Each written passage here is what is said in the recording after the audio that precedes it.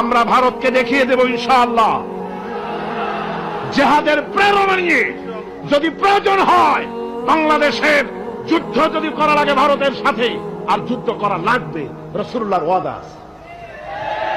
কার ওয়াদা?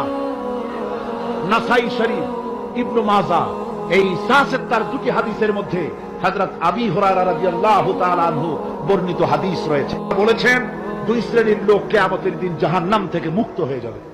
এক শ্রেণী হচ্ছে যারা ঈসা আলাইহিস সালামের সাথে সাথী হয়ে যারা লড়বে আর শহীদ হবে, কিয়ামতে তারা জান্নাতে যাবে, জাহান্নাম থেকে মুক্ত। আর দ্বিতীয় শ্রেণী ভারতের সঙ্গে একটা যুদ্ধ হবে, রাসূল বলেছেন হিন্দুস্তানের সঙ্গে একটা লড়াই হবে। ওই লড়াইয়ে যারা শহীদ হবে রাসূলুল্লাহ বলেছেন কিয়ামতের দিন জাহান্নাম থেকে আল্লাহ মুক্ত করে দেবে।